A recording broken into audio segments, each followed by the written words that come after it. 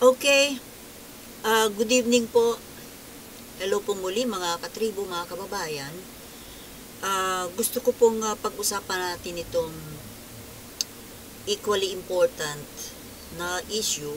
Ito pong walang tigil na pagdadakdak, pagtatabil nito ni ex-President Duterte tungkol sa issue ng China at ng West Philippine Sea.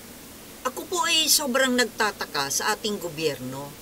Bakit po ba pinababayaan natin ito?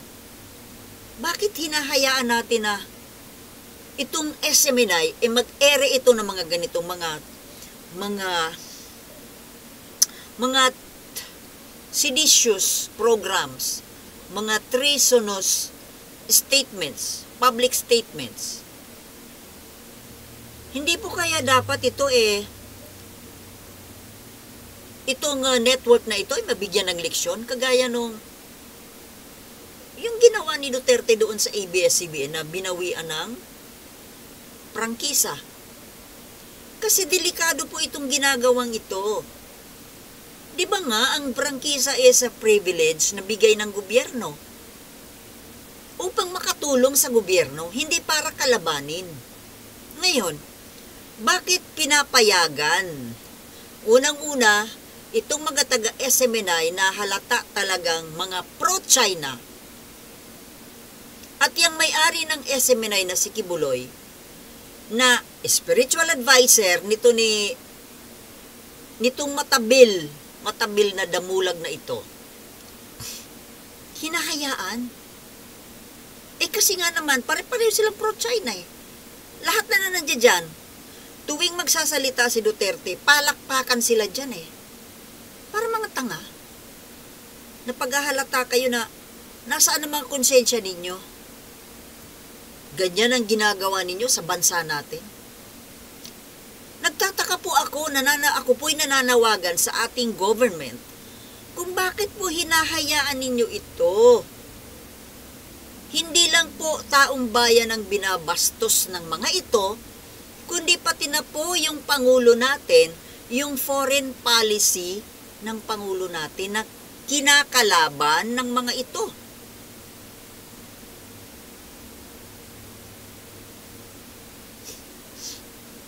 Nakapagtataka bakit? Hahantayin pa ba natin na talagang lahat makapag-impluwensya ang mga ito ng maraming Pilipino? Kasi nga po, ang mga itong si Duterte lalo na, ay marami pa rin itong hatak na tao. Marami pang mga naniniwala dito. Gusto nga nila itong tumakbo na senador, di ba? My goodness, hahayaan ba natin na makapasok ulit ito ng politika? Hahayaan ba natin na ang plano nito, ang agenda nito, ay matupad? Siguro naman, sa ngayon pa lang, ayoko naman po na sabihin na nangunguna ako, na nagmamagaling ako. Siguro naman po, ako po'y umaasa na mayroong balak o mayroong plano ang government natin, whatever, tungkol sa isyong ito. Kasi hindi po ito po pwede. Nagkakalat ng titwist ng kaisipan, ng bubudol, ng hahatak ng tao papunta sa kampo nila, sila na mga pro-China. Alam nyo, itong pagtakbo na ito, kahit na nangako na siya na siya ay mamamahinga na, magre-retire na, bakit ngayon bumabalik at gustong magsenador? Bakit? Siguro, nag-retire po ito kung si Bongbong Marcos ay sinundan yung mga pamamaraan niya ng pamamahala. Lalo na yung war on drugs at yung pakikipagkaibigan sa China. Kaso, tumaliwas si BBM. Kaya ito, may I return. I shall return, no? Naku mga kababayan, hindi po dapat ito payagan. Kailangang may gawin po tayo, ang gobyerno natin, na mapigilan ang mga ito na makatungtong na muli sa bulwagan ng pamahalaan. Dahil ang agenda po nito ay para, kita mo na yung mga analysts po, mga political analysts, tama naman po ang mga analysis nila. Bakit babalik maging senador itong si Duterte? Para magkaroon siya ng power dyan sa Senado at sa Kongreso. At maibalik ulit yung popularity ng anak niya dahil gusto niya itong maupo sa Malacanang. Para saan? Para saan mga kababayan? Yun ang isipin natin. Ano ang agenda ng mga ito kung bakit ito gustong maging pangulo, gusto nilang maangkin ang Malacanang?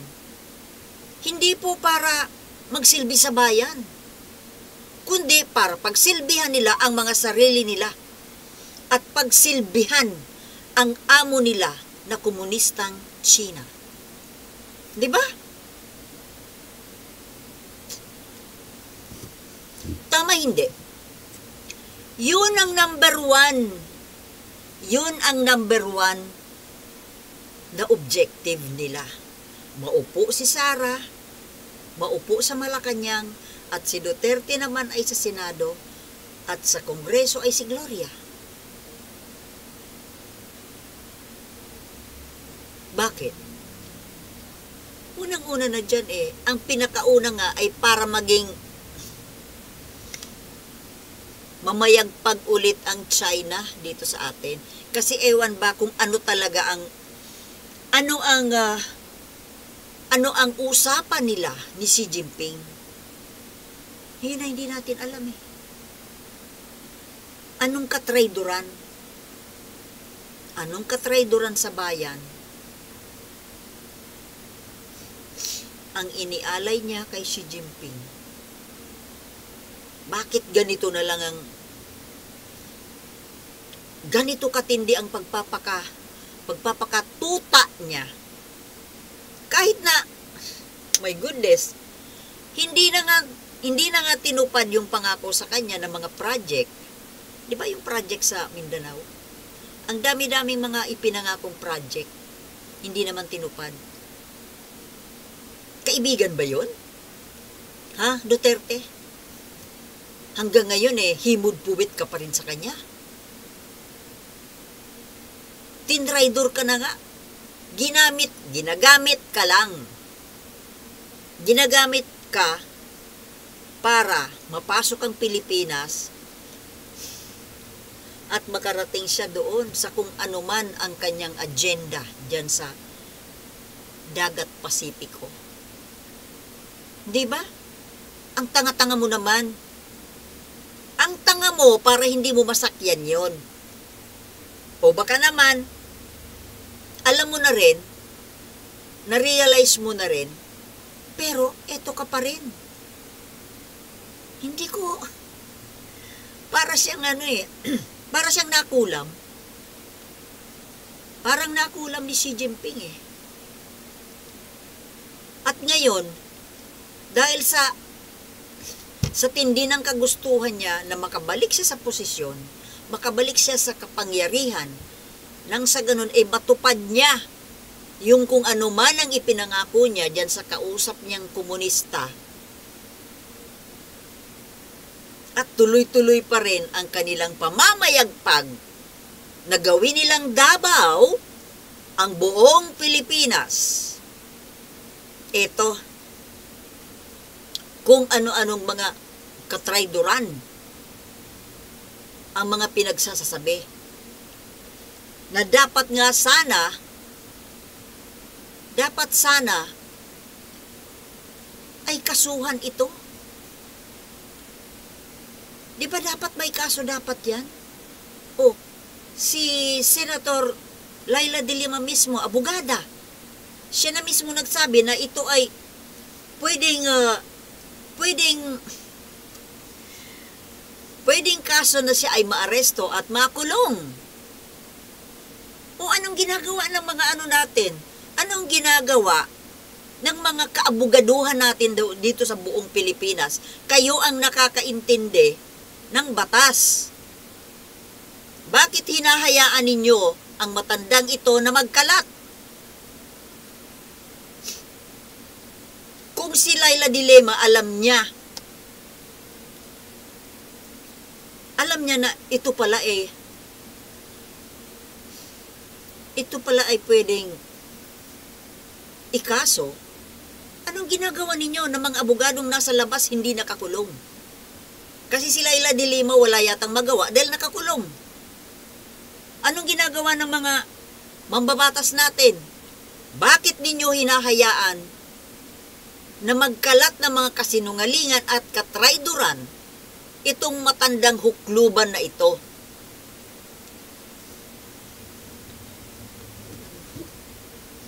At itong buong SMNI na ito. Sino to? Helicopter. Ano yan? Bubuyog. Nagagalit sa akin. Siguro kaluluwa yun ni Damula.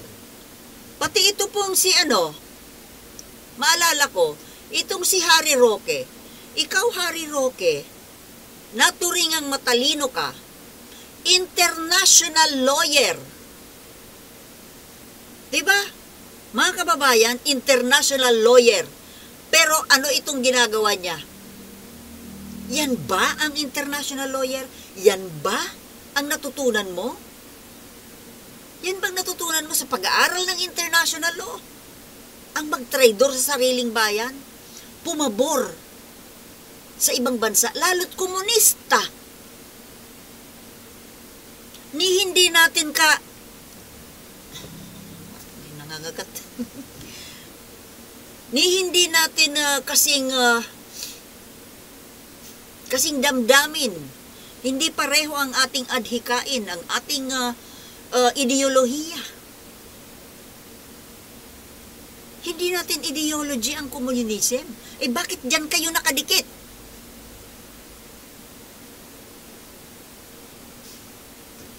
Diyos ko, yun po ang sinasabi ko na itong mga sikat, makapangyarihan, matataas ang pinag-aralan, matatalino. Pero tingnan mo naman ang mga gawi-gawi, katrayduran. Mahiya-hiya kayo sa ating mga bayani, sa ating mga nakaraang mga bayani na nagpakahirap, nagbuwis ng buhay para magkaroon tayo ng mapayapang buhay, ng ligtas na bayan, malaya na buhay, malayang bansa. Pero itong ginagawa ninyo ngayon, binigyan na nga tayo ng kalayaan ng mga bayani natin, itong ginagawa ninyo, pangpalusog sa atin, pampawala ng kalayaan. Hindi ninyo yun nare-realize? Ang tatangan nyo naman, nabubulagan? Nakakabulag ba ang pera? Ang yayaman nyo na, oy, hindi naman kayo kasing hirap namin. Magagara ang mga buhay ninyo. Hindi naman kayo isang kahig isang tuka para matempt. Diba? Para matukso ng alok ng pera. Mayaman na kayong dati. Ano pa? Tapos ngayon na pinagkakanulo ninyo, yung buhay naming mahihirap.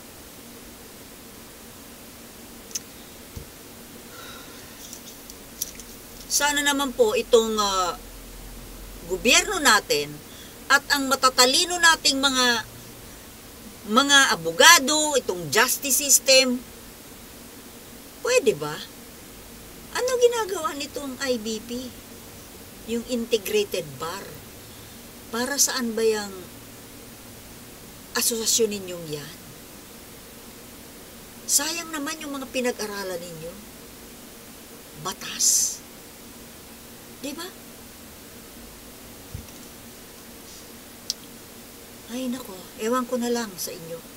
Mga kababayan, hanggang dito na lamang muna at na-high blood. Na-high blood ako! Sige po, hanggang bukas na lang.